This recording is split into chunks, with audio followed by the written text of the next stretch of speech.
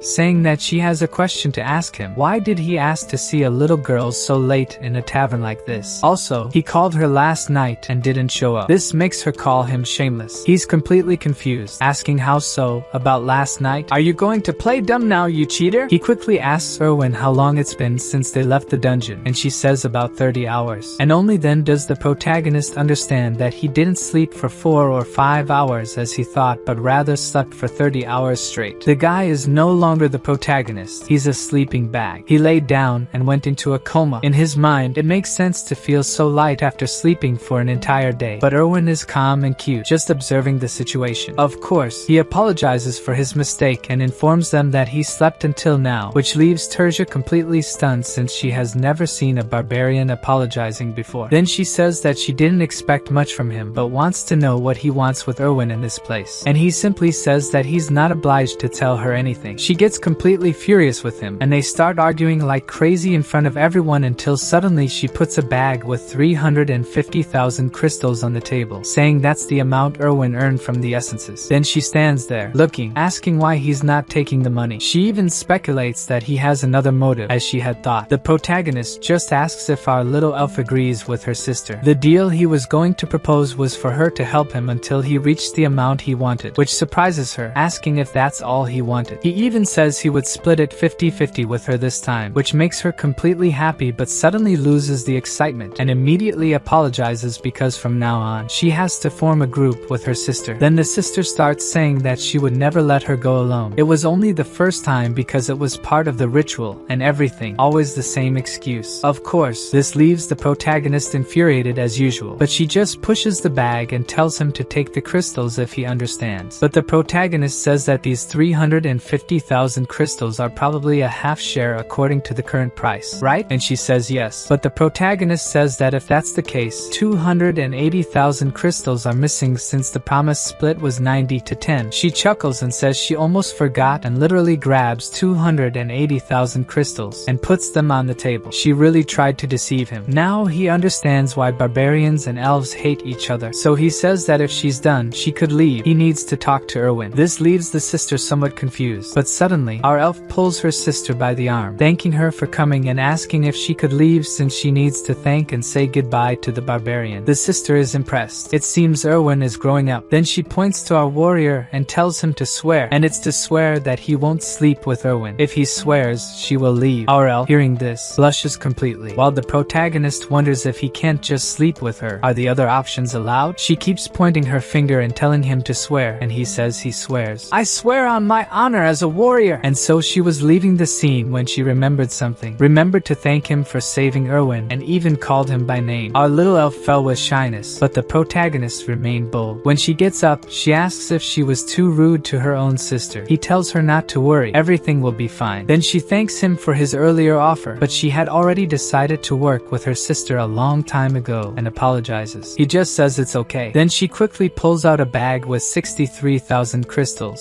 saying it's from the crossbow guy and the toothless leader. She has already taken her share from here. She also mentions that she left the 2 backpacks at her house, and he should go there tomorrow to see for himself what's inside. He realizes that she knows everything he wants without even having to say anything. It will be sad to lose such a helpful companion. Suddenly, she asks how she should repay him. She literally wants to repay him for saving her in the dungeon, and now her sister's concern makes sense. The protagonist thinks for a bit, but can't think of anything at the moment, so he ends up asking if she wants to eat something. She says she's not hungry, so he says he'll order just for himself. Suddenly, she blushes and has the brilliant idea that she wants to have something to drink. She wants her first post-dungeon drink, and it's with the barbarian. He understands that in the game, there was something like that, and it had significant meaning for the elves. So, he says he's happy? She scolds him, saying he should say thank you, and that's what he does. He thanks her, and she happily says you're welcome. Then she says that, of course, this wouldn't be his first post-dungeon drink, but he interrupts, asking what she's talking about. This is indeed his first time too. I told you like 30 times that I was 20 years old. What, you weren't kidding? Not only that, but that was also his first time going to the dungeon. Finally, the food arrives. She says he did very well in the dungeon, and he returns the compliment. They make their first toast, and after a while, they were talking about some nonsensical things, like him wearing a shirt today, and she's wearing a skirt. He keeps turning one mug after another, which impresses her. Then he says he thought of a way for her to repay him as she wanted. All pompous, she asks what that way is, but he says it has to be somewhere else because otherwise, the security guards will come after them. She blushes and with a mischievous look asks if it can be in his room. He is completely breathless and sweating, and she is also breathless and crying, saying she can't take it anymore. I knew the barbarian was too much for her, but in reality, the protagonist was giving her a chiropractic session. As he doesn't control his strength well, he almost pulled her arm back, so she was crying, saying she couldn't take it anymore. After they finish, she thinks he was going to rip her arm off, but in reality, he was just testing her +4 flexibility status. She gets angry, asking if he called her here just to test her abilities, and he confirms that he did. He just wanted to test since the use of abilities is prohibited in the city, which disappoints her. Then he starts making a bunch of theories about the game's statistics, and had been lost in thought for some time when she pulls him, saying she's sleepy. And what I least expected happened. Unlike anime cliches, they literally slept together. Well, that took his honor as a barbarian and threw it away. The next day, the barbarian shows Erwin the loot he brought from the dungeon,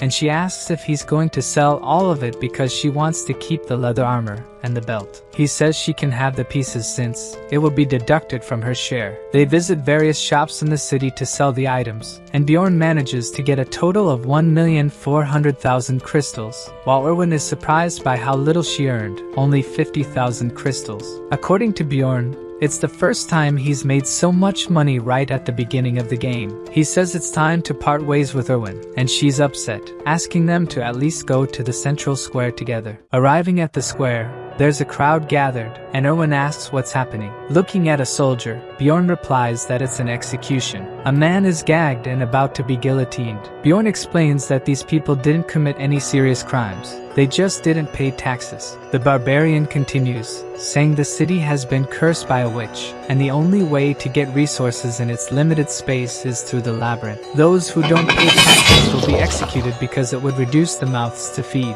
People start running toward the guillotine, holding bread, which they dip into the executed man's blood and start eating. Owen is disgusted by the scene, and the barbarian explains that, according to legend, drinking the blood of an executed person will bring money. The barbarian asks Owen how much the tax is for the first year, and it's almost the same as in the game, so he asks about the second year onwards. According to her, the tax increases in the second year, and there are also fees on trades. According to Bjorn, the fees increase with each year of work, which is why he has to get stronger during that time. He thinks that if he can't return to his world and doesn't get stronger, he might end up at the guillotine too. If he doesn't want to go through that, he needs to reach at least the 6th floor of the labyrinth. The barbarian goes to a library and thinks that, in the game, it was still being built. People stare as he passes, and looking at a table ahead is Einar, sleeping with her face in a book. Bjorn tries to wake the girl, who's even drooling. She looks sleepily at the barbarian, but as soon as she wakes up,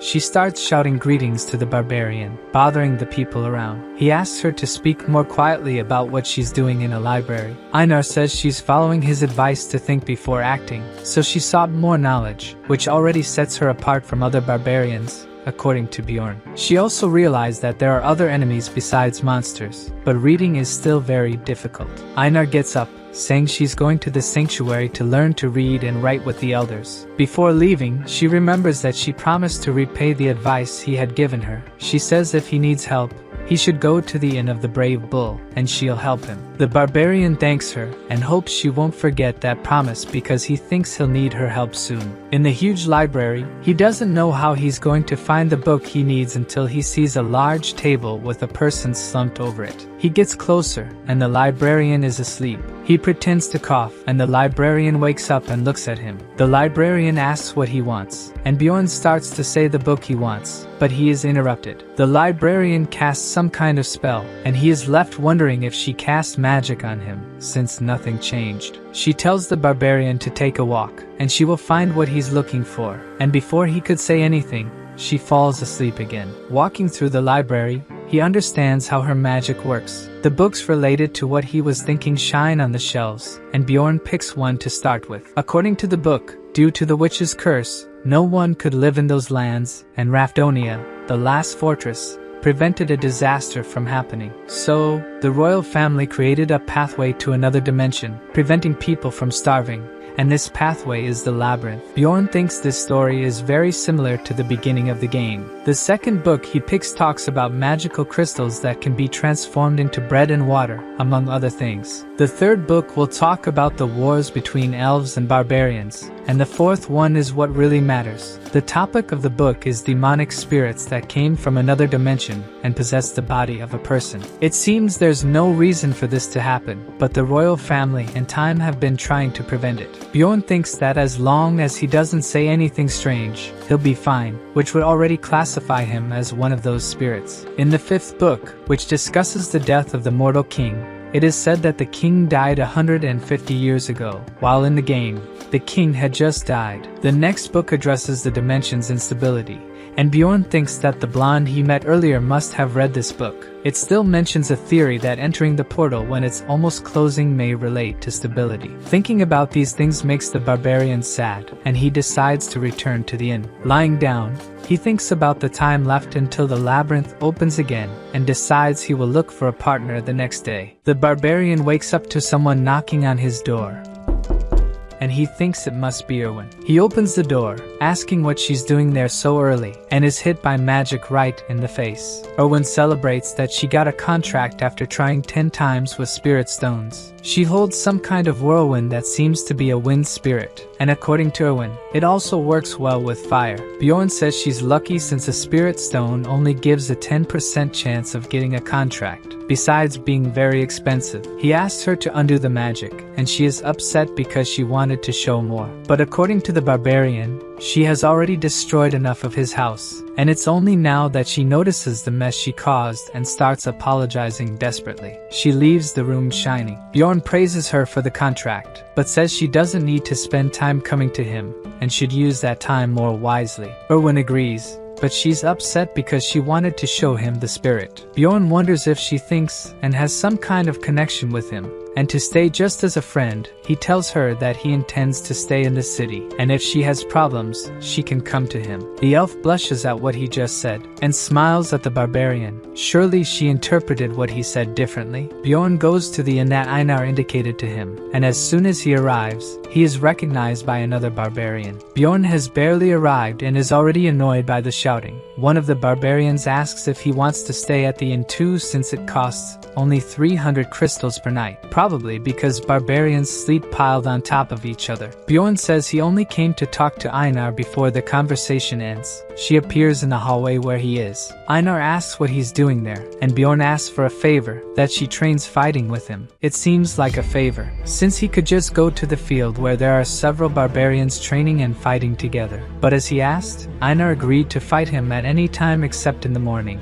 and he wants to fight immediately. They both prepare to start the fight, and Bjorn runs towards her because he doesn't plan on losing. Einar raises her sword to attack, and in just one blow, the barbarian is defeated. She asks if he's okay, and he asks to fight again, knowing she is really strong. They fight several more times, and Bjorn is already on his knees while holding the sword until Einar is tired too, and they decide to stop there. The barbarian asks if she will return to the labyrinth alone, and she says yes since she doesn't have money to form a group, so he invites her to be his companion. She looks a bit surprised as he explains that he will take 80% of the profits, but will pay all the fees. She says she doesn't need any more explanations, and the barbarian is worried that she will refuse the offer, but she takes his hand, agreeing. According to her, there's no point in explaining because she won't understand, so she will just trust him. The next day they go to the barbarian's sanctuary, and the elder asks Bjorn if he went there to learn to read and write too. Bjorn explains that he went there in search of the spiritual seal, more specifically the immortal seal, as he will need it if he wants to pass through the labyrinth.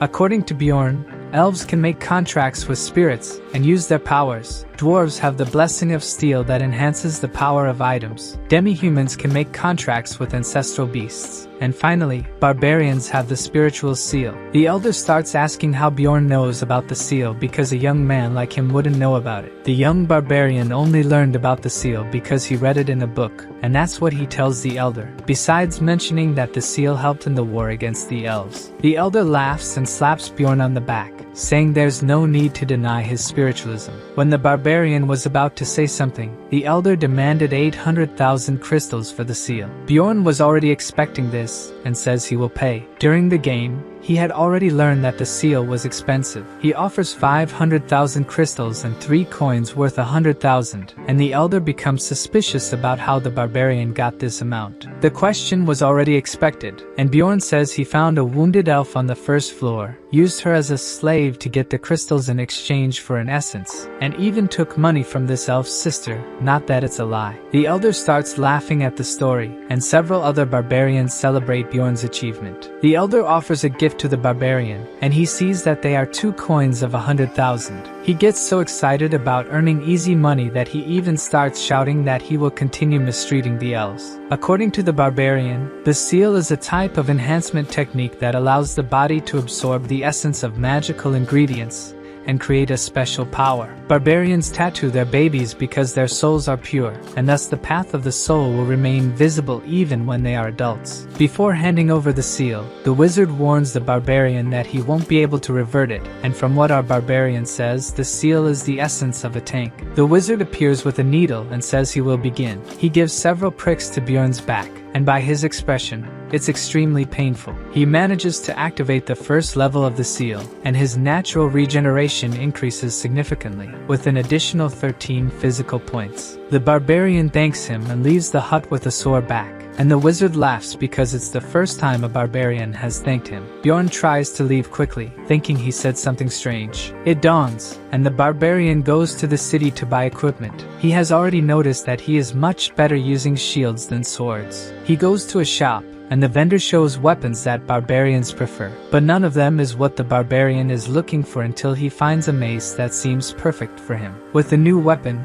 his item level increases by 85. He also buys a customized helmet and half-plate armor. The helmet adds 47 more item levels, and the armor adds 57. Bjorn has established a routine outside the labyrinth. He has breakfast with Erwin, spends the afternoon in the library, and always dines somewhere different to gather information, even if the food isn't always good. In the late afternoon, he always trains with the other barbarians, where he can rely solely on his instincts. Many of his skills improve with the training, and he manages to defeat Einar several times, even giving her combat tips. After training, Bjorn returns home, and Erwin always shows up, asking to have dinner with him. After dinner, she bids farewell and wishes the barbarian luck in the labyrinth, which restarts the next day. Now Bjorn's attributes are much better. In the morning, Bjorn and Einar request the Unity magic, and the attendant explains that they just need to place their hands on a crystal, and as nothing in this world is free, it costs 15,000 crystals, but it allows them to start the maze together. The guild attendant explains to them that the higher the rank, the more expensive the magic will be, and it only lasts for 24 hours. In a tavern, Einar is speechless in front of a lavish table, after Bjorn ordered the best dishes before entering the maze. She almost cries because the food is so delicious, and she gets excited to work hard. A few minutes before the portal opens, the two are already waiting. The barbarian hears people talking loudly and turns around. Several barbarians who have just passed the coming-of-age ceremony are coming. Einar looks at them with nostalgia, as if it had been a long time since she went through that. The portal finally opens, and Bjorn asks Einar to wait a bit because he wants to test the theory. She doesn't worry about understanding why. She just agrees and follows him. But with 1 minute left to close, she's already desperate. Bjorn looks at the size of the portal until they shout that it's about to close, and they both run towards the portal. They enter the dark region just as Bjorn planned, and he lights a torch. Einar draws his attention to something. It's a monument.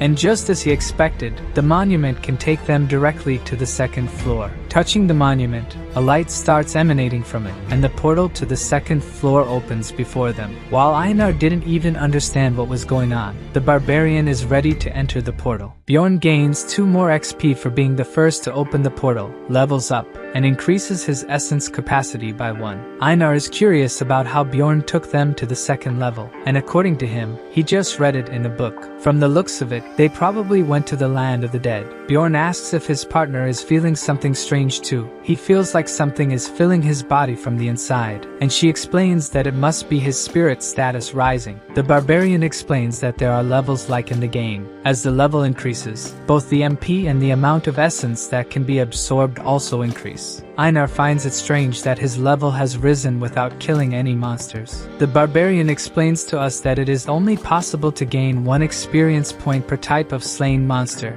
but whenever you open the portal first, you can gain, making it an easier way to obtain XP. And he doesn't intend to reveal this easier way to anyone. He even asks Einar not to tell anyone that they reached the second level so quickly. Experienced explorers will arrive soon, and if they see them, they will ask how they ended up there, so it's better to get away from the portal. Bjorn ties the torch to his helmet to make it more practical, and since the fire is magical, it not only does not go out but also does not heat up. In the land of the dead, monsters are stronger than in the goblins' land, but at least they don't have traps, which makes the place much better for the barbarians. Einar realizes that something is coming. It's a small group of ghouls, but that already gets her excited to finally have someone to fight. The warrior advances towards them and defeats them all in the blink of an eye. She already believes that this level will be easy until she hears a scream and gets scared. Bjorn explains that it must be a banshee, and it's better to leave it alone, as the creature won't attack them. Einar continues to be afraid, asking if it's not a dangerous monster, and according to Bjorn, if they attack first,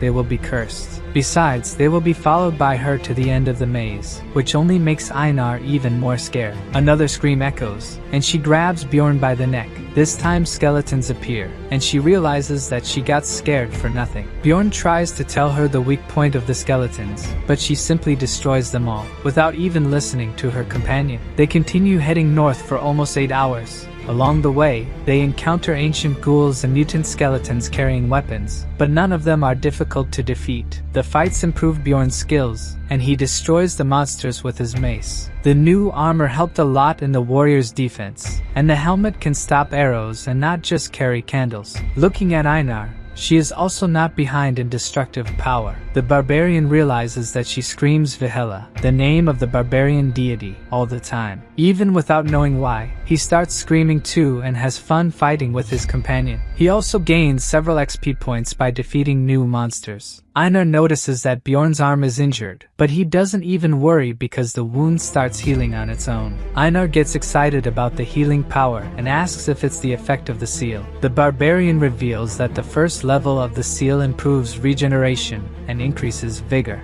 They realize that the terrain has changed, and the banshee's scream is louder now. From now on, Rank 8 monsters will start appearing. A guttural scream begins to echo, and the death demon appears. They say that the monster eats the maze's light. Bjorn reminds Einar to attack the monster by the head, and they start attacking. The creature, which is not weak, manages to block Einar's attacks and has skin as hard as stone. Bjorn manages to get the monster's attention, and Einar attacks from behind. But even with the accurate attack, the blade hardly penetrates the monster, which turns around and throws the warrior. She gets up, leaning on the sword, and shouts that the monster is very strong. The barbarian remembers that even in the game, the monster's defense was very strong and also had a high healing power. The demon starts screaming.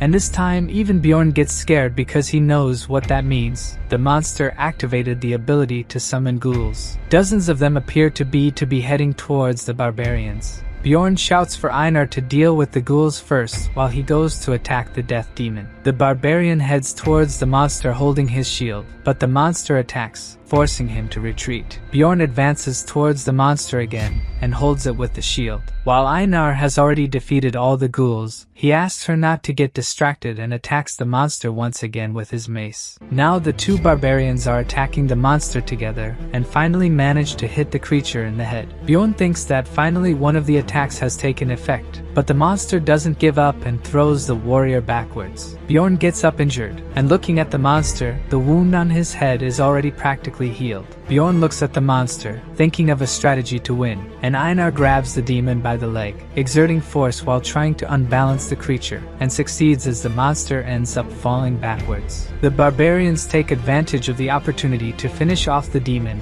while it's still on the ground, and even gain another 2 XP. The demon leaves behind a large magical crystal, but according to the barbarian, it's only worth 100 crystals, and if combined with the ghouls, it's worth 300s. Even though she only got a little, risking her life, Einar is excited to continue hunting monsters. Bjorn began to think that it's not so bad to hunt with a barbarian, since Owen was a bit passive. The two encounter more death demons and defeat them by throwing off their balance, and then hitting their heads as if tenderizing meat. They managed to defeat about 70 of them in doing so. Who was searching for a demon essence to synchronize with his seal, ended up with none on the first day. On the second day, the demons began to appear in pairs, and even so, it wasn't so difficult. The only complication was if they delayed in the slaughter, as they could be surrounded by ghouls. In the afternoon, they began to appear in groups of 3, and the barbarians realized that it was too much even for them to face. Other explorers show up, and before the barbarian could say anything, Einar interrupts and threatens the group. They are so scared that they run away from the warrior. She tells Bjorn that it's better to find another place to camp, since the humans know their location and are not trustworthy. They continue walking, and Bjorn thinks that she must not have had a good experience with humans either. They are discussing how they won't find any good place to camp until they hear a voice asking for help. Further ahead, there are several bodies of adventurers with traces of poison. The duo freezes, and a plunderer who seems very powerful appears before them. The plunderers make money hunting explorers instead of killing monsters. This activity is punishable by death. But just like the barbarian put an end to the explorers who abused him, if no one speaks up about it, people from the outside won't know. The plunderer asks if it's the first time they've encountered someone like her. The barbarian is already cautious because she seems dangerous. He takes a good look at the enemy in front of him. From her characteristics, she must be excellent at what she does, since he's never heard of this plunderer. Einar is almost drawing her sword and tells Bjorn that she thinks she must be strong. Looking at the defeated explorers, they have no external injuries and seem to have been poisoned. So the barbarian asks if she wasn't a companion of the group, and she reveals, turning her back, that they were her companions. She starts gathering the group's items in a magic pouch and casually calls for the barbarians. They are apprehensive, and Einar asks if they should fight her, but after seeing how strong she seems, Bjorn decides it's better for them to flee from her. The plunderer glances back,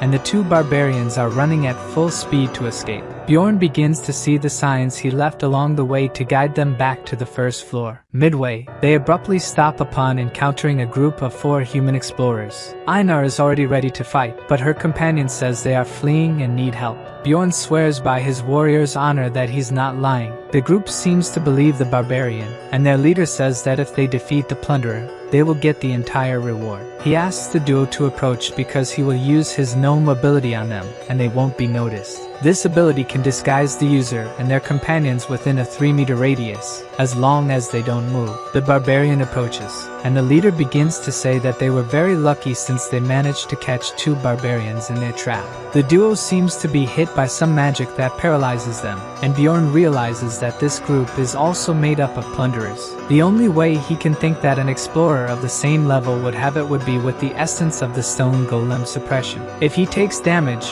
Bjorn knows he'll get rid of the ability, and the plunderers comment on how much they'll gain from the barbarians. One of them holds Einar's face, and his colleague says they were lucky, since barbarian hearts are very valuable. One of the plunderers even jokes with the barbarian, saying that his gaze won't set him free. The guy takes out a knife to deliver the final blow. He hits the neck. The barbarian, who was preparing to take as little damage as possible, manages to move away before the knife enters too much. He can finally move and hits the plunderer in the face, surprising the rest of the group. The barbarian removes the knife from his neck and throws it towards Einar, who is hit near the chest. Even in a combat position, Bjorn is very injured and ends up falling to his knees. Einar grabs her sword and slices the plunderers, until only the leader is left, who runs away. Now she looks towards her companion, and he looks terrible. She starts screaming for him to stay alive, swearing revenge, while he is trying to ask for a potion. At least with the near-death experience, his mentality increased by 3. After taking the potion, and with the help of the seal, the warrior's neck heals quickly. Einar even congratulates him for being the only barbarian with a scar on his neck. Now recovered, the warrior wants to go after the leader of the plunderers, and they actually manage to capture the guy. But instead of killing him, Bjorn wants to use his ability to hide from that woman. Suddenly, someone shoots a dart and hits the plunderer directly in the neck. The two look at the guy's body while the plunderer approaches. She reveals that she watched their fight with the group, and Bjorn shouts to Einar that it's time for them to attack. The two run towards the woman, who seems very calm, even with 2 barbarians about to attack her at the same time. The plunderer dodges Einar's attack and still manages to block Bjorn's. The barbarian wonders how many essences she must have to be so strong. He gives up the weapon and tries to push his opponent, while shouting for Einar to attack her. Suddenly, the warrior falls to his knees, powerless. He has been stabbed by the plunderer's dagger. Bjorn thinks if she's an aura user, they don't stand a chance. Meanwhile, Einar attacks from behind, but the plunderer retaliates so swiftly that she has no time to defend herself. The plunderer is using a paralyzing poison, rendering the barbarians immobile. Bjorn thinks she's much stronger, and they stand no chance. She points the dagger at the warrior's face and unexpectedly offers to spare his life if he swears not to tell anyone he saw her. She explains she never intended to kill the barbarians from the start because she owes a debt to their kind, and Bjorn realizes that's why she merely watched them get attacked.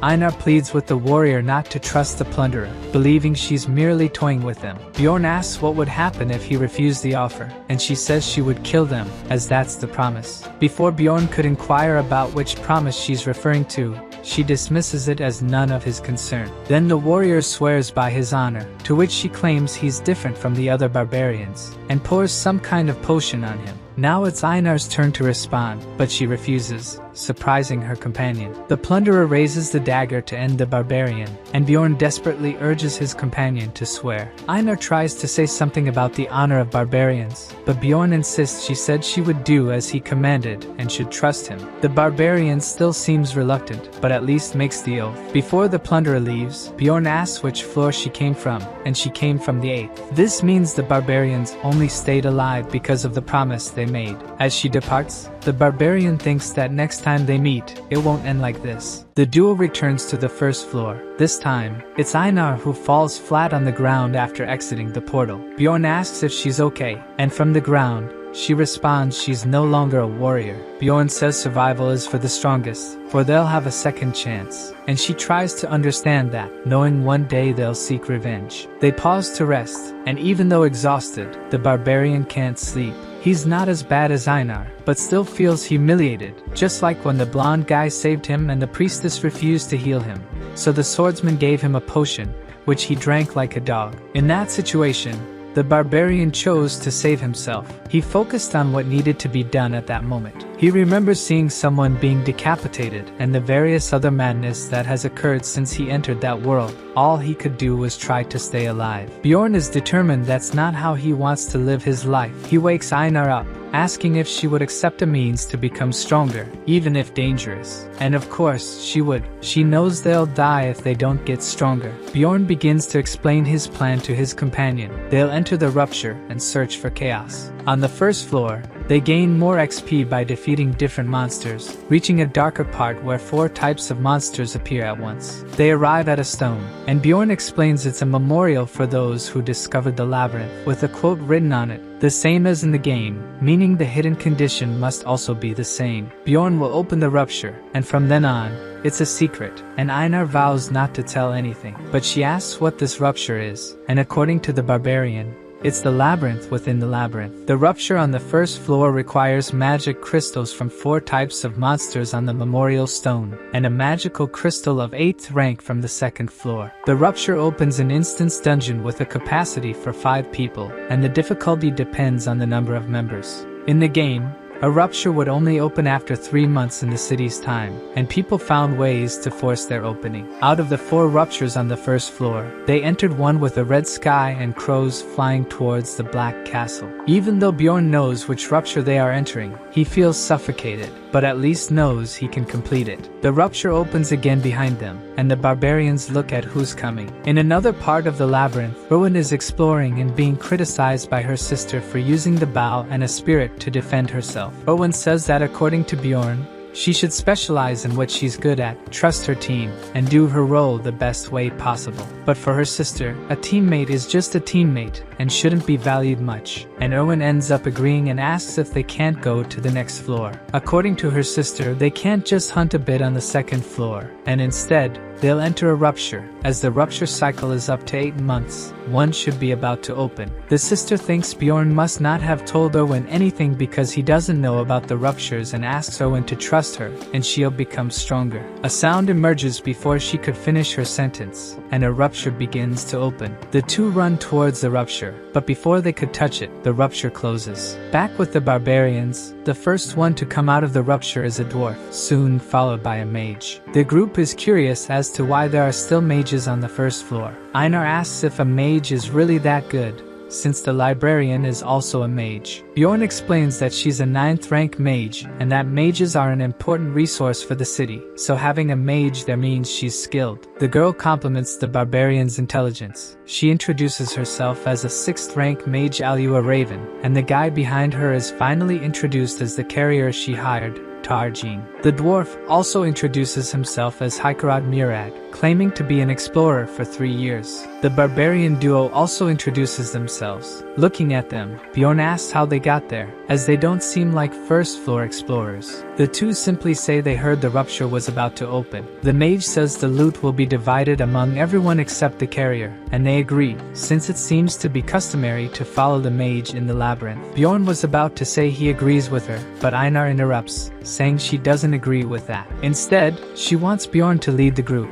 since he's better than a normal barbarian. The other members don't know how to react. Einar remains determined that Bjorn should lead the group, pointing to him, saying the barbarian is the best warrior. The rest of the group is speechless with her fervor, and Bjorn is embarrassed by the situation. The dwarf even says he envies the respect she has for her husband, and she now says she's not his wife. While the two argue, the mage says it's better for them to go, as there's much to explore in that place. The dwarf asks if it wouldn't be better to know each other's abilities first, but according to the mage, the monsters are so weak that only she and her carrier would be able to defeat them, and of course, this irritates the other members of the group. She also says she'll take the Guardian's loot because they need it for her research. He shouts if he looks like an idiot to her. As always, the division of the group's profits causes fights among its members. The Guardian's loot is the rupture flower. For a mage, this is a priority, but what matters most now is money. The mage says she'll give all the crystals she earns in the rupture in exchange, but for the dwarf, this just means the group will end up with the crumbs. The mage says she'll also let them keep the items, but the dwarf still thinks it's better for them to decide by luck which of the two gets the rupture loss. The barbarian joins the discussion because if it continues like this, the gains will only be for the mage and the dwarf. He doesn't want the essence or the items,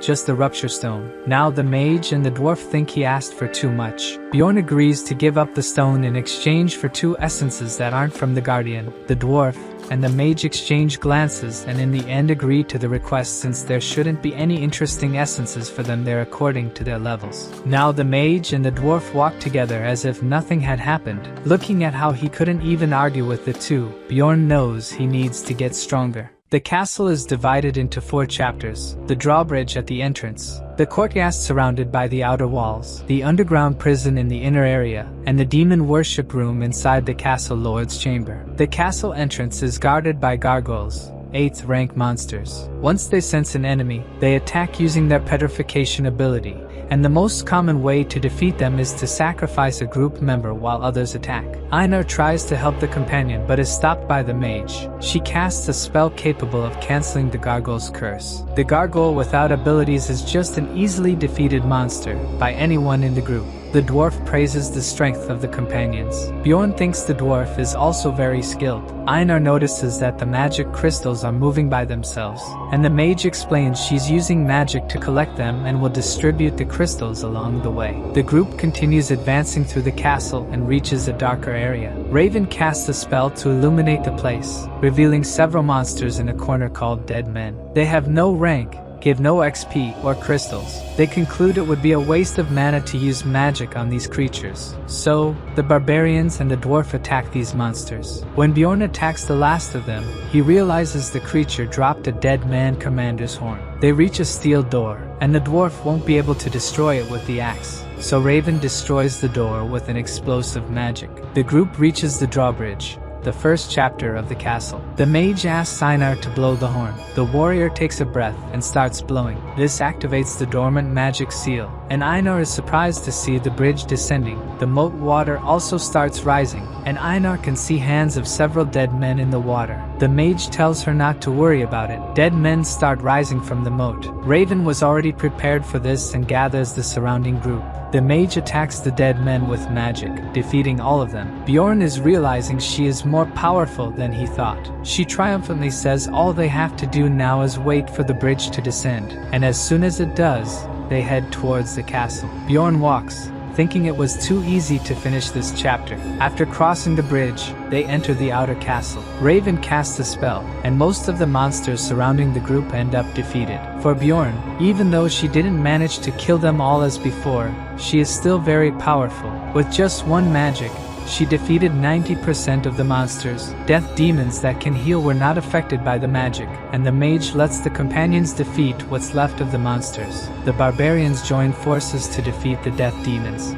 and the dwarf is shocked watching, thinking this is how the barbarians hunt. Raven casts a spell on the death demons, worsening their wounds, and without the power of regeneration, these monsters become extremely weak. Looking at Raven, Einar says she now knows why mages are praised. Raven listens to what Einar says and starts boasting about her skills, saying it takes both study and talent to become powerful. By advancing quickly thanks to the spells, the group helps Raven collect materials for her research. The barbarian notices something strange after inspecting the area. They didn't destroy the statue that seems to guard some item, and he thinks the group shouldn't know about it. As the barbarian tried to interact with any suspicious object in the game, he was able to discover several hidden things. To avoid suspicion, he thinks it's better not to say anything about the statue. They continue walking and reach the inner castle. The mage and the dwarf seem disappointed that there isn't much to take or monsters in this location. They go down a staircase towards the underground and enter the first floor of the underground prison.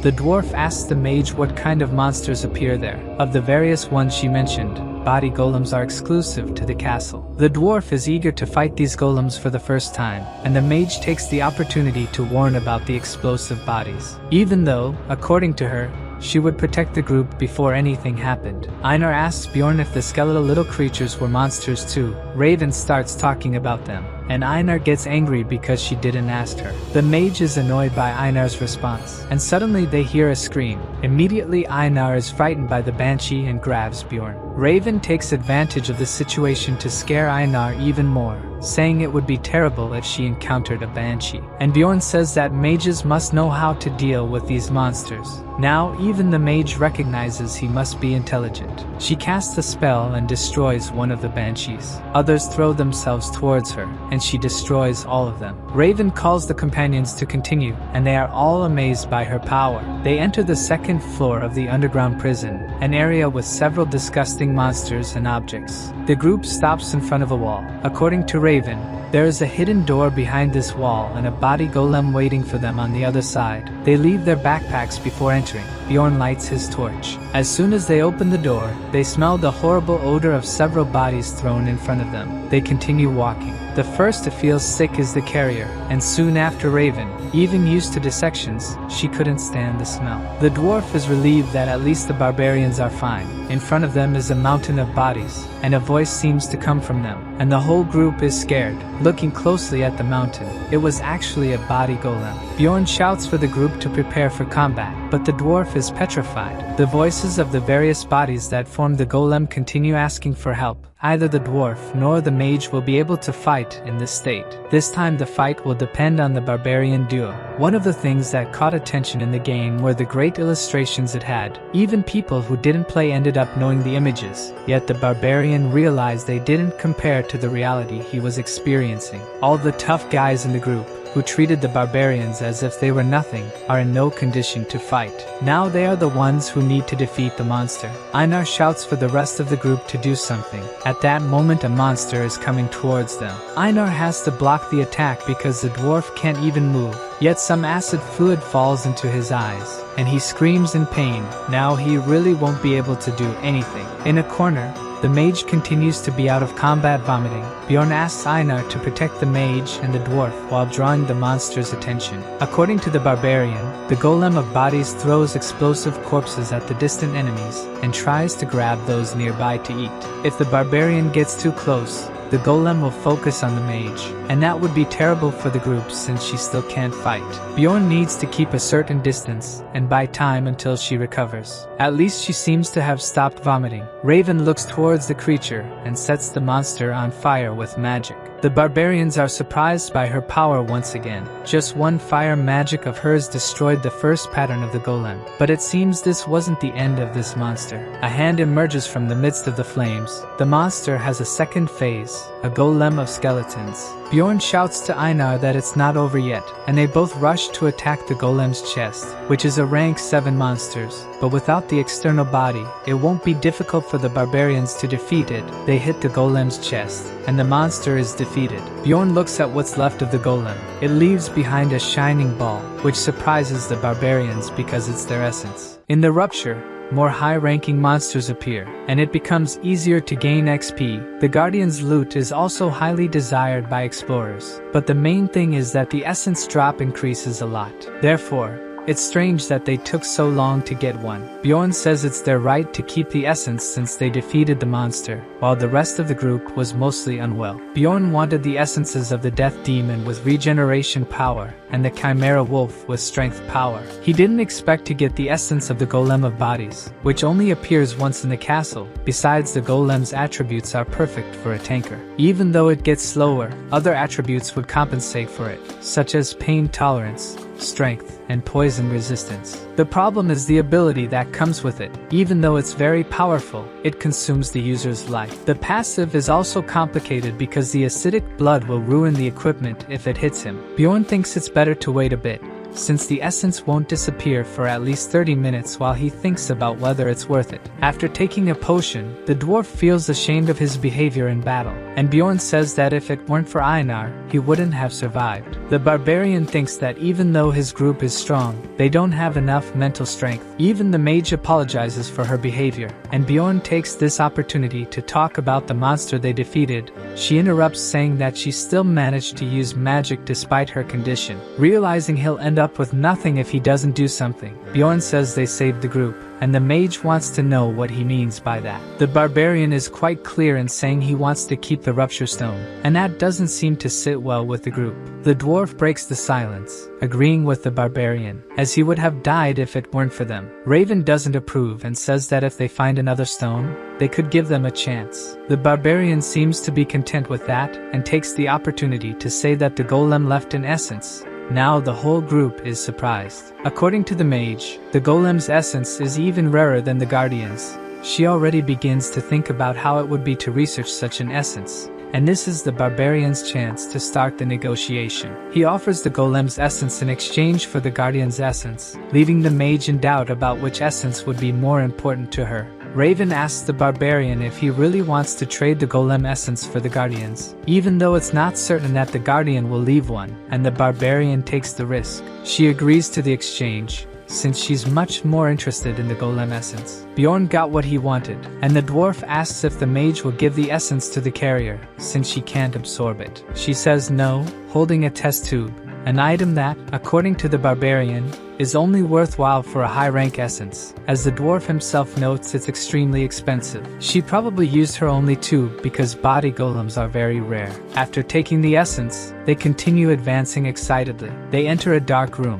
The dwarf asks what those creatures are, and according to the mage, they must be just statues. They must be near the lord of the castle's quarters. She touches the statue's face, and a book falls from a fissure in the ceiling, and she picks it up as if expecting it to happen. The dwarf even asks if she knew about it. According to Bjorn, that's a book about dark magic that's worth a lot on the black market. Since the barbarian missed his chance to grab the book, Raven says she'll keep it. Surely she knows how valuable it is. Seeing that she knew about the book, the barbarian wonders how she didn't know about the statue at the fountain. Passing through the demon worshipper's room, they fight gargoyles, wolves, chimeras, and the Skeleton Knight, the second mini-boss. Raven celebrates that they found the golem essence, and now a desire-type Skeleton Knight. The barbarian agrees and explains that this monster can have 3 types of attributes: sadness that uses a mist-inducing psychosis, hatred that can lower the opponent's level, and desire type, which can regenerate. Raven offers to neutralize the monster's ability with a magic injury intensification, and the barbarian duo attacks the knight. The Skeleton Knight leaves an essence. It seems the adventurers are luckier now. The dwarf congratulates the barbarians for getting another essence, and Bjorn tells Einar to keep it since the essence suits a swordsman. Since they entered the labyrinth, he felt that Einar was trustworthy. The warrior is thrilled to receive the essence, and begins to absorb it. Bjorn just forgot to tell her one detail about the essence. Her body would change drastically. Looking at the group,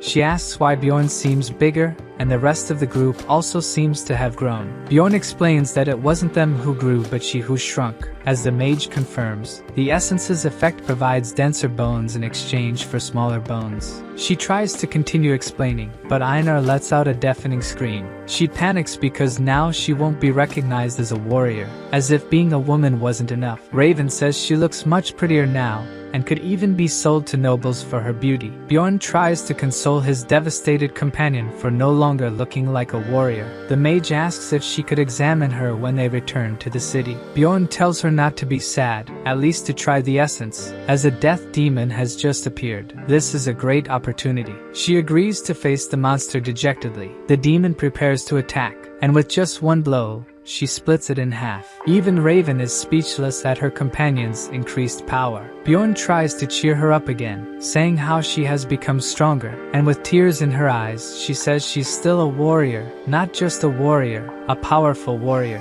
They reach the door leading to the Guardian's room and chat casually because the rift is ending. The barbarian thinks they were lucky since they got most of the loot. He wonders if he's ever been this lucky in his life, and what could be worse if the worst happened. The dwarf is about to open the door when Bjorn notices that the doorknob's color is odd and shouts for him not to open it. It's too late, and he's already started opening it. The door swings open completely, and the castle's master is now awake. Even the mage says something's wrong because a death knight should have appeared. The creature says it's been a long time since it saw anyone, and the mage realizes it's a vampire, a monster that appears above the 6th floor and is rarely a mutation. The vampire duke asks in a frightening manner where they came from. Monsters are divided into 4 variants. The mutant variant monsters have different classes. The advanced, the monster is larger than the average on the floor. The rare variant are monsters that are only found in ruptures like golem or mimics, and finally, the advanced monsters that have their own memories and have a name. The group flees from the vampire they just encountered. Bjorn, who knows this monster, knows that he is powerful both in combat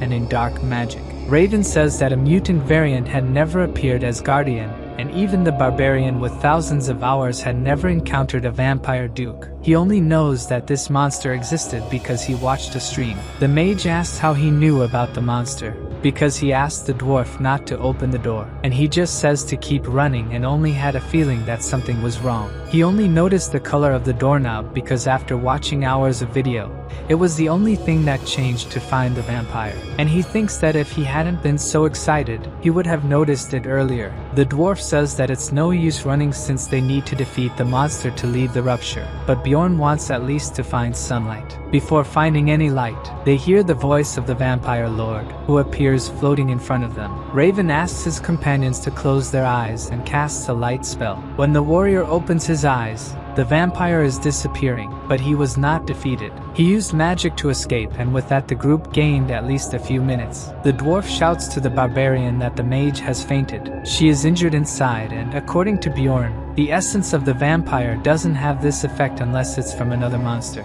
Even in the video he watched, the player just died without doing anything. Bjorn shouts for the group to get out of there immediately, and the dwarf says that only the mage knows the way. But according to the barbarian, he also knows because he managed to memorize it. They run trying to stay as far away as possible from that monster. Finally, they manage to see the exit. When Bjorn looks back, the vampire is coming after them. They run to climb the stairs and leave the underground. Fortunately, they all manage to get out. Looking back, they only see the shadow of the vampire that cannot climb due to sunlight. The group is out of breath. The dwarf says that the barbarian really managed to memorize the way and asks if he really left the coming-of-age ceremony just a month ago. Einar says that his companion is a great warrior, and according to the dwarf, he can become one. The sun will set soon, and Bjorn says they need to reach the walls for shelter, even if they have to carry the mage. The carrier tries to say she needs to rest, but according to the barbarian it's better for him to start walking if he wants to stay alive. They need to protect the mage even if it risks their lives, and the carrier ends up agreeing. Bjorn takes advantage while the group is preparing and goes to retrieve the item he left behind. He cuts off the head of the statue. Hidden in its neck was a healing item that also serves to attack demons, the tears of the goddess. Back with the group, Bjorn asks how the mage is doing and talks to her that the vampire will return as soon as the sun sets. He takes the opportunity to ask what happened to her, and she thinks it was a damage exchange. In 20 minutes she will be able to cast some spells again, but nothing too powerful. Then the barbarian asks if she knows any solar magic, which she considers extremely rude. At this moment the barbarian doesn't care about manners, he wants to survive. The mage makes a disgusted face, but says she can cast spheres of solar spots, which is a rank 6 magic with solar attribute. Bjorn wants to know if she can use attribute reinforcement with the magic, but she will only be able to do so after more time. According to the barbarian, he will hold the monster until she has enough mana. She begins to agree with the barbarian, but suddenly asks why he's acting as the leader, not realizing that at this moment, he's the most capable for it. Remembering how the barbarian has behaved so far, the dwarf says he's good at judging character and trusts him. Bjorn thanks him. Night falls, and the vampire monster returns, literally thirsty for blood, and the group needs to hold it off until the magic is ready. The vampire prepares to attack the group. Bjorn asks the carrier to take the mage away and thinks that just like in the game, even with intellect, the most players can do is exchange a few words with the enemy. The vampire shows its claws and heads towards the group. The dwarf manages to block the attack and says the enemy is powerful. Even a powerful creature like that can't move the dwarf. This is thanks to the essence of a rank 7 monster that the dwarf possesses, balance of weight. It enables impact absorption and resistance to pushes while the feet are on the ground. While the dwarf holds the vampire, Bjorn and Einar run to attack. They split up and Einar tries to attack from behind, but the vampire dodges and retreats. That's what they were expecting, as Bjorn is right behind him. The warrior attacks and manages to hit the vampire, who immediately retreats. At this moment Bjorn feels intense pain in his hand. It must be the vampire's pain exchange ability. He didn't seem to suffer practically any damage from the attack. His body starts to transform into crows that fly towards the group, and the dwarf says he will hold the attack and activates the second essence, Emergency Restoration, which can block most of the crows. Even with the defeated crows, it doesn't seem good if their fluids touch anyone. Strange marks appear on the foreheads of Einar and the dwarf, which means they were hit. This is a vampire ability, the Sacrifice Seal. In addition to the Sacrifice Seal, vampires also have the immortal ability that increases regeneration as they are injured, and Blood Owner that can absorb opponents' abilities by drinking their blood. He can also use dark magic, transforming into smoke to avoid physical damage, turning into explosive crows and summoning blood monsters. With all this power, the dwarf can't resist the attacks. Einar tries to draw Bjorn's attention to the dwarf's situation, and the barbarian is also attacked. With 5 minutes left for the magic to be ready, the dwarf is out of combat, and the barbarians are tired. So, Bjorn shouts for Einar to take the dwarf and retreat, while he alone will hold the vampire. She runs carrying the dwarf, and the barbarian is holding off the vampire's attacks only with the shield. He seems to have a plan since he doesn't plan to fight. This time he doesn't block and takes the attack. The vampire seems to have not understood this attitude, and the barbarian takes a potion to regenerate. Even the barbarian's group can't understand what he's planning. He continues to be attacked by the vampire, while taking several potions to heal, and feels terrible pain with each one he takes. After drinking several potions, smoke starts to come out of the warrior's body. The attacks don't stop, but this time the barbarian blocks. Even receiving several attacks, Bjorn still manages to dodge those coming towards his vital points. Watching the fight, the mage remembers something she had read, which said that a barbarian's strength is in his mentality and not in his physique. Now she seems to understand what the phrase meant. The carrier suggests they flee, but there's nowhere for them to go. Leaving there is defeating the vampire. Raven wonders what she's doing at that moment. Even the barbarian, who has just undergone the coming-of-age ceremony, is making more rational decisions than she is. She knows they won't survive without him, so she asks the carrier to flee with the dwarf, so that Einar can come back to help in the fight. She seems to have remembered that a mage doesn't just stay in the rear. She must also try to find a path to victory. The mage looks at the essence of the golem she picked up earlier and knows she needs to make a decision. She looks in the direction of the fight, starts to cast a spell. The magic throws the essence towards the barbarian, who certainly wasn't expecting that. The vial breaks upon hitting him, and the essence begins to be absorbed automatically. Several of his attributes increase, now that he has the power of the body golem. The barbarian's vision was getting blurry. He kept getting attacked by the vampire, losing his strength, focusing solely on protecting his vital points, until time seemed to stand still, and he absorbed the essence of the golem. Now the vampire's claws couldn't penetrate the barbarian's bones anymore. but thinking that the mage threw the essence at him, he'll have to change his plan of progress. Bjorn is managing to move better, but still can't dodge the attacks properly, and knows he can't continue like this. Another potion is thrown at him, and this time it's a healing one. The mage seems to be getting better. If I keep it up, a barbarian will have a chance of winning. Bjorn runs towards the vampire and grabs the monster, who obviously starts tearing him apart. And this time it's not bad, since the power of acidic blood will cause pain to the creature. Another potion is thrown at the barbarian, who besides causing damage to the vampire is also being healed by the essence and the potion. The vampire finds a way to get away from the barbarian, and Einar is coming to help in the battle. She strikes the vampire duke with the sword, and he barely has time to dodge and is already being attacked by Bjorn, but retaliates by hitting the barbarian in the stomach. The warrior can only think about how much time is left for the potion to be ready, and it's precisely at that moment that he hears the mage shouting that she can finally attack.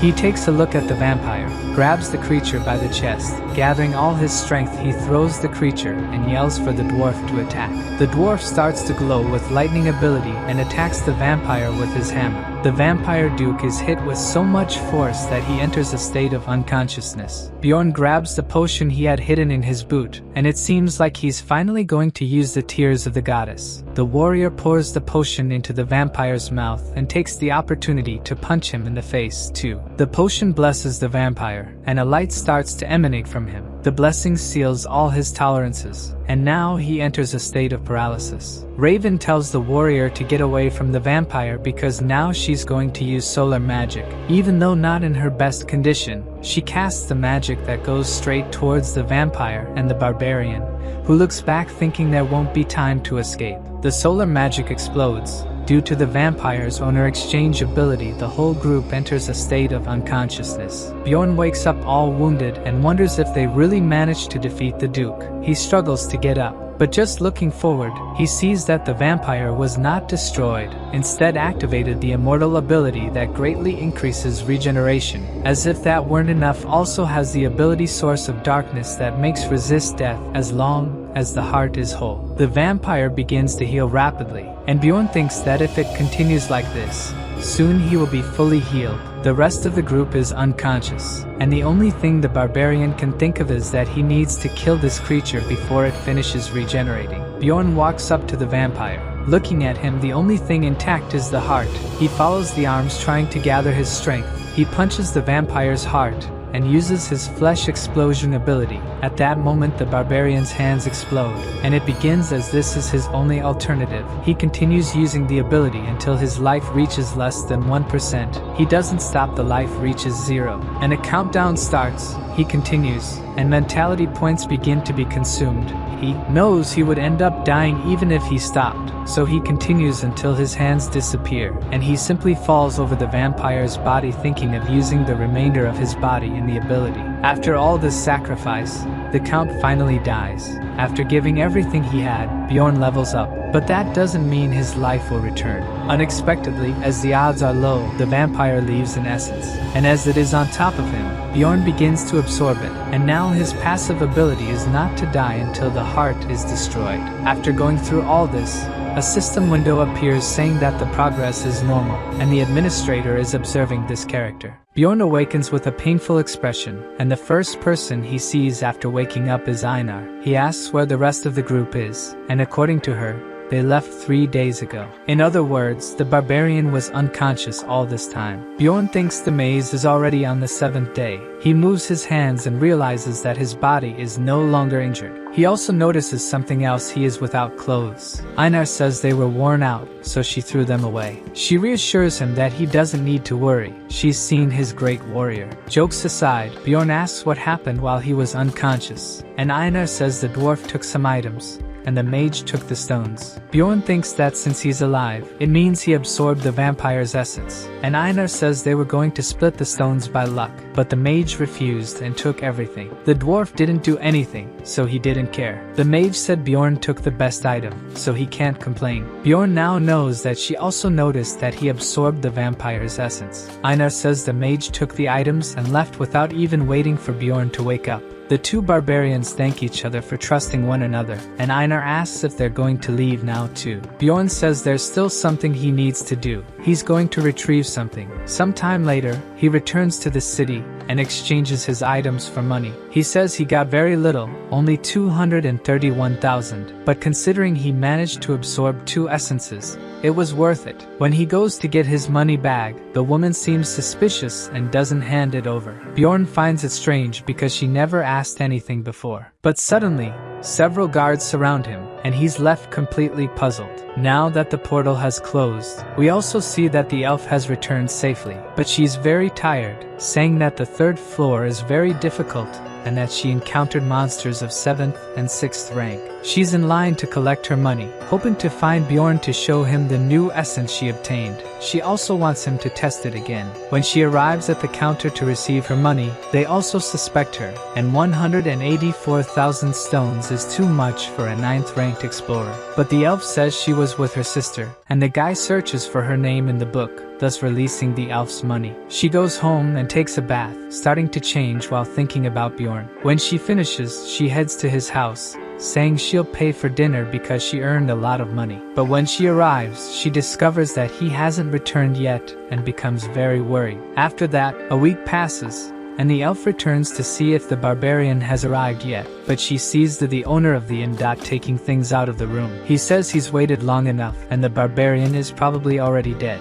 Later, we see the elf's sister comforting her, who is lying on the street in the middle of the rain. The sister says she heard the news and staying there won't change anything. The elf says she wants to become stronger to protect the people she cares about. While all this is happening, we finally find out where the barbarian is locked in a cell. It seems he underwent an interrogation because he was carrying some items belonging to other people. He claims that they were from people who attacked him. The interrogator says he will find out the truth. Bjorn suspects something is amiss because there is a law that no one should be questioned about the origin of the item. But the investigator wants to know where the beast the barbarian was carrying came from, and he said he got it from some guys who attacked him. But he didn't mention the redhead because he's not a fool, right? The interrogator questions where the barbarian's scar is after he claims to have been attacked, but only then does he realize that the scar disappeared after he absorbed the essence of the vampire. The interrogator doesn't believe Bjorn entered into a rupture, especially since a vampire supposedly appeared in it. Bjorn becomes angry and orders for a mage to be called to confirm his story, but for the interrogator, it's not worth calling a mage for a rank 9 explorer. Even though Bjorn offers to pay the mage, the interrogator doesn't pay much attention and leaves the room. They end up calling a mage, but Bjorn's mental power is too strong, and the spells don't work on him. The interrogator refuses to call a more powerful mage and orders the barbarian to confess what he did. On the 7th day, the man tells Bjorn that there is concrete evidence against him. The interrogator has the message stone that the barbarian took from the looters. He received a testimony from the guild the looters were a part of regarding what the barbarian did, and because of this, Bjorn will be executed in 3 hours. In the cell, Bjorn accepts that the situation won't be resolved through conversation. He needs to prove his innocence somehow. The barbarian grabs the bars and activates the flesh explosion. He walks out of the destroyed cell, and the guard is wetting his pants in fear. He doesn't have time to scream and takes a kick to the face. Now the barbarian is going to get out of there. Bjorn takes the keys from the unconscious guard, and the other prisoners ask to be freed. The barbarian knows that many of them are criminals, but that doesn't matter, and he begins to release them. Someone knocks on the Guild of Explorers' door, and it explodes with hundreds of prisoners escaping. The guild employees offer a reward for whoever captures the fugitives, and the battle begins. Bjorn takes advantage of the confusion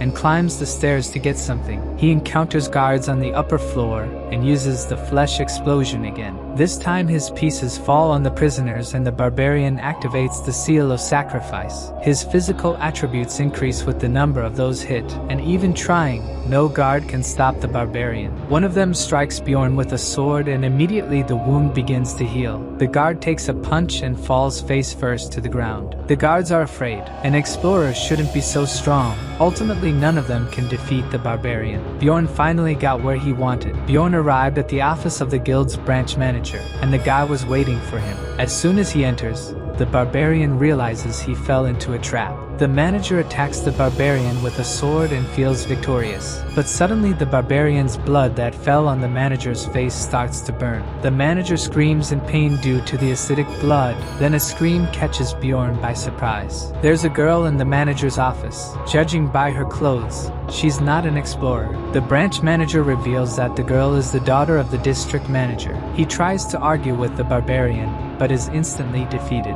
With the girl there, Bjorn's plans change, and she keeps talking, suggesting that the barbarian was already planning something with her. Bjorn calls the guards and orders them to bring the interrogator, the leader of the Looters Guild, and a mage from the Tower of Magic, while using the girl as a hostage. The barbarian goes to the guild's balcony, takes a deep breath, and roars so that everyone below can hear him. Bjorn introduces himself and claims to be a rank 9 explorer who was framed and nearly executed by the guild, making a point to declare his innocence. After creating this commotion, the guild wouldn't be able to cover up his case. In the imposing Tower of Magic, a mage informs that someone is causing trouble in one of the guild's branches. The mage called to resolve the situation is none other than Raven, who was in the rupture with Bjorn. The mage also mentions that a guy took the branch manager's daughter as a hostage, and Raven thinks that guy must be really dumb to have done that. She agrees to go, curious to meet this crazy person. The barbarian is shocked. He didn't expect them to send a mage he knew,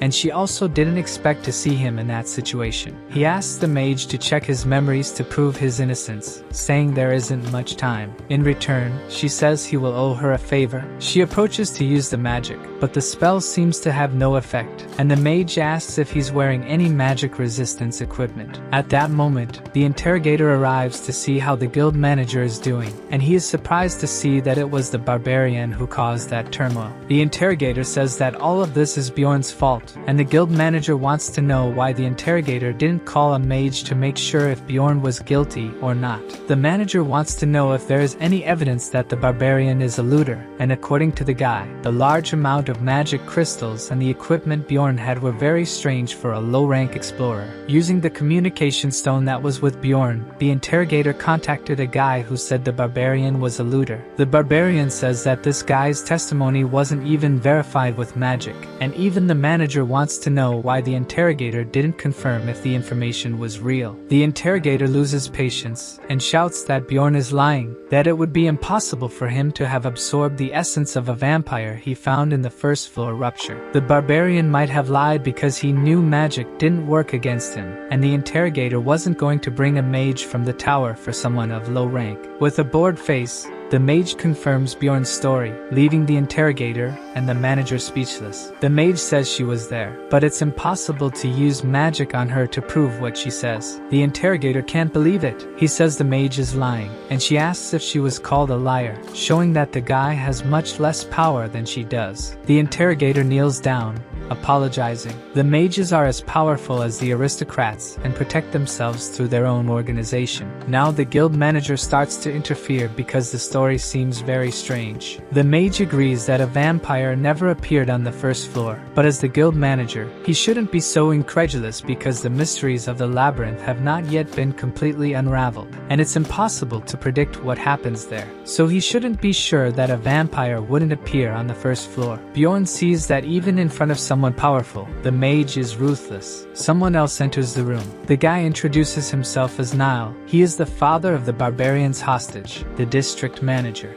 Each branch of the Explorers Guild has a manager, and above them is a district manager, who is only below the guild master. A guy is thrown into the room, and the guild manager says they were looking for this explorer. Seeing who the person is, the interrogator is shocked. Bjorn takes a look at the scared guy, saying that it was him who gave the false testimony. The mage uses a spell on the guy and confirms that he was lying. Then the guild manager says that the barbarian is innocent. Bjorn releases the manager's daughter and wants to know what will happen to the liar. According to the manager, he and his clan will be investigated. The interrogator is fired and starts to complain, which only worsens the situation, since the manager says that every case he handled will be investigated, and if there's anything wrong, the interrogator interrogator will still be punished. The manager says that Bjorn will be rewarded, will be promoted to rank 7, and will receive new equipment, which makes the barbarian boiling with anger because he could have achieved the promotion with a rank 5 essence that he already has. According to the manager, Bjorn is still very inexperienced, and the barbarian calls for a rank 7 explorer to fight him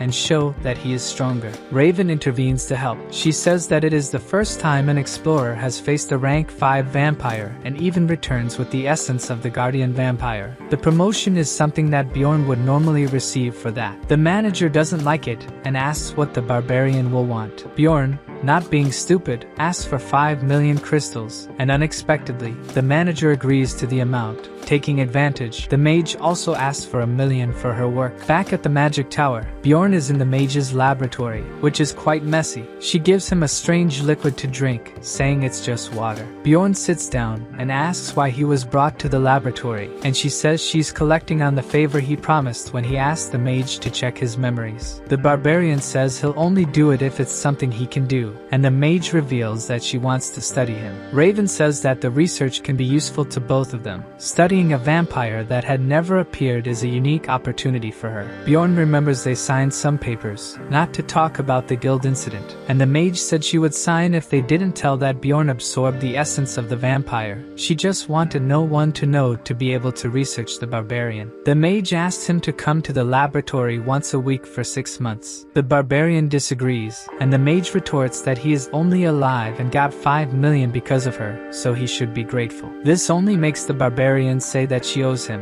which leaves Raven confused. Bjorn stares at the mage and says he absorbed the essence of the body golem against his will because of her. To Raven, he should be grateful for getting the essence, but the barbarian says he was forced to consume the essence so that the mage would survive. Even though she did it to save Bjorn, he says he didn't want the essence, and the mage owes him. The mage thinks the barbarian has gone mad. Bjorn continues to insist that he was harmed by the essence, even with the mage explaining that the essence was very rare and explorers would pay dearly for it. Bjorn tells her to consult other explorers because they would agree with him. The mage thinks Bjorn said that because he thought she didn't know other explorers. She touches a crystal ball and contacts another explorer. After explaining the whole situation, the mage looks apprehensive, waiting for the response, and her contact says he would be very angry if it were him, satisfying the barbarian with the answer. Raven is surprised and tries to say that if the essence were very rare and could only be obtained in a rupture, it would be worth it. Her contact says he would be angry, demoralizing the mage. According to him,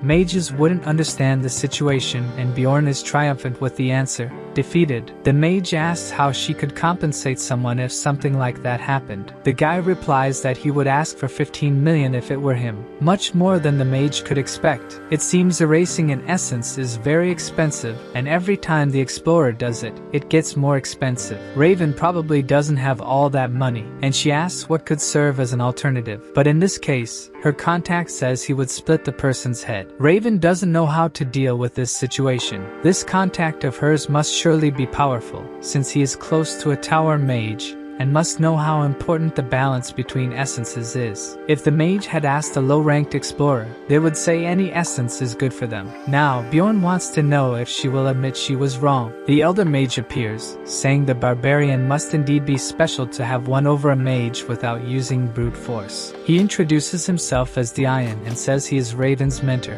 and Bjorn is shocked, as this means this old man is very powerful. He is the master of the magic school. The elder enjoyed the conversation between the two. Even though Raven used the soundproof spell, it seems he was curious as to why she brought a barbarian alive. This part about being alive makes Bjorn curious, and the mage explains, with a scary face, that usually only the bodies or the hearts of the barbarians reach the tower. Bjorn surely didn't like to hear that. Then the mage starts laughing and says it was just a joke. If this is the mage's humor, Bjorn will show him what barbarian jokes are like. The barbarian says he should crack the mage's skull, catching him off guard with the joke. Bjorn tells the old man to accept that he fell for the barbarian's joke, but it seems calling the guy an old man was a mistake. The barbarian starts messing with the mage's head, saying it was another joke to call him an old man, and since the mage doesn't respond, Bjorn thinks he went too far with the joke. The mage starts laughing, saying Bjorn is a true barbarian, while saying he doesn't mind being teased. His expression says otherwise. He seems to be boiling with anger. To fix the situation,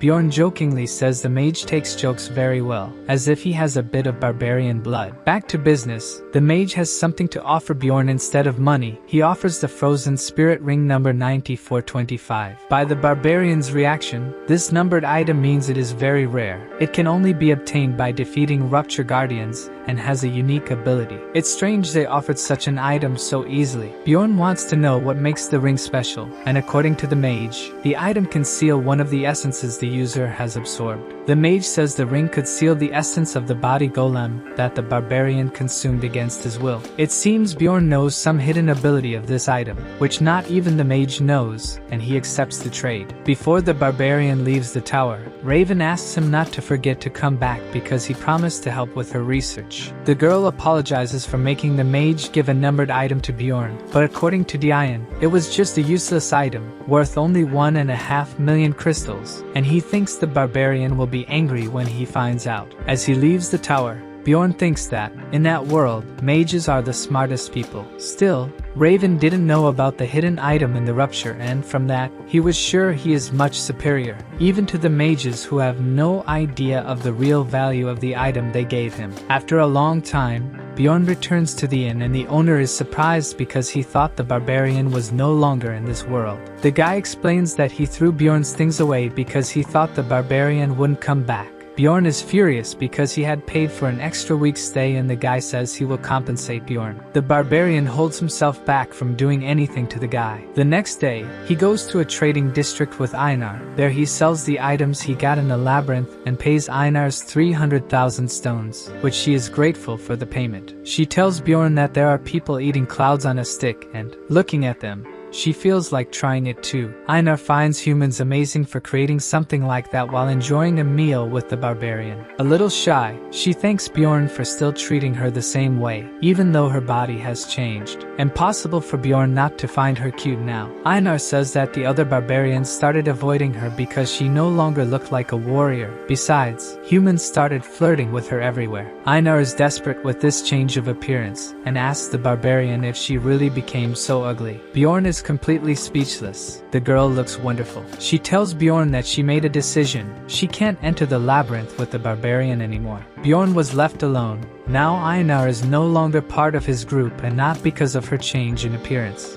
but because her talents were noticed by an elder, a fencing specialist, and she decided to learn fencing with this mentor. The barbarian asks if she couldn't at least leave one day free to go to the labyrinth, but special training won't let Einar leave the temple for 6 months. It seems Bjorn knows this training, and if it's what he's thinking, it will be a great opportunity for her. Einar doesn't ask the barbarian to wait for her to come back or to let her join the group again, but she promises she will return as a powerful warrior who won't be a burden to him. Bjorn thinks that, after everything his companion went through in the labyrinth, being forced to surrender to the plunderer, swearing by her honor, and having no power to do anything in the rupture, she can't bear so much humiliation as a warrior. Now the barbarian needs to decide if he will find another companion, or go alone to the labyrinth, since he has become stronger. With the 2 essences he absorbed, and considering that his attributes have increased significantly, Bjorn is now stronger than any explorer on the 2nd floor. From the 3rd floor onward, things get difficult, and even though he's strong, there's no way to clear a floor alone. The higher the floor level, the more necessary it becomes to have a group, preferably with members of similar levels. While thinking about this, the barbarian goes to Raven. A mage like her would be a great addition to his group.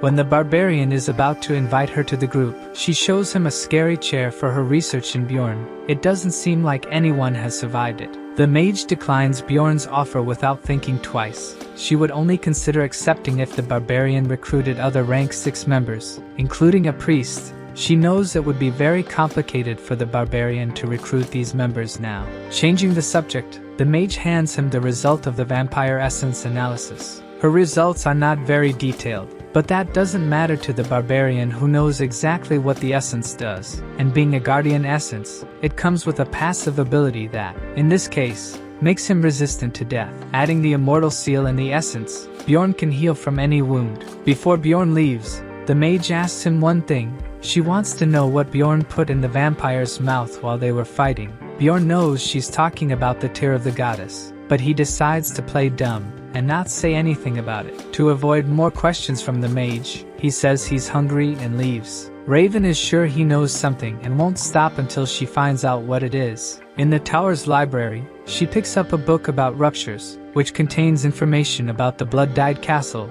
The book talks about the tear of the goddess and the golden mask, but it's hard to know much because the pages are stained. The mage looks up information about the tear in another book and finds out that it's a consumable relic that spreads a very strong blessing when the vial is broken. It's been over a century since the relic was last used to save the Pope. Discovering this, Raven wonders if it was a coincidence that what happened in the battle resembled the power of this relic. If it wasn't a coincidence, it would be very strange for the barbarian to know about the tear's location and how to use it. By defeating the ruptured boss, Bjorn obtained the golden mask. It can be used 5 times, and it makes the user change their face for a month. In the game, the barbarian didn't pay much attention to the item and sold it, but after being unjustly imprisoned, this item could be very useful to Bjorn in the future. In a tavern, people are talking about the guild the plunderers were part of being dissolved, and Owen's sister, who was eating, listens attentively to this gossip. The guild was called Crystal Union and had grown a lot in the last decade. Its members used a communication system with many message stones. One of the guys talking says they weren't even explorers. It seems that at first this guild was made up of common people who needed to pay their taxes, but as they grew, they began to discriminate against outsiders and committed crimes against beginners. After hearing the conversation, Rowan's sister leaves. She remembers everything Erwin went through because of those plunderers. Before leaving, she also hears that it was the Freedom Barbarian who dissolved the guild. People are talking about a barbarian who escaped from prison to prove his innocence. And the most incredible thing about it is that this barbarian was only a rank 9 explorer. By the information, it would be too much of a coincidence for this barbarian to be Bjorn, but it would explain why Bjorn disappeared for a week. The elf goes to Erwin's room and calls for her sister. The girl doesn't seem well surrounded by her spirits, and her sister isn't sure if she should tell Erwin about what she heard earlier. In the Explorers Guild, Bjorn is looking for members for a group. The barbarian wants at least 4 people who work from the 3rd floor up, and the attendant asks for the barbarian's information. As soon as he starts reading, the guy gets scared and says something about 5 stars, but when Bjorn asks, he plays dumb and hands over a list of teams for the barbarian. Bjorn realizes the guy changed the subject, but he didn't pay much attention. Analyzing the list, he finds an interesting name. It was Murad's name, the dwarf who entered the rupture with Bjorn. The dwarf says he invited one more person to join them, and the barbarian is surprised when he hears that a mage would join them. The dwarf starts waving. The new member of the group is arriving. Thank you for watching. Don't forget to subscribe to the channel so you don't miss out on upcoming videos. Leave a like if you enjoyed it and share with your friends. See you in the next video. Bye for now.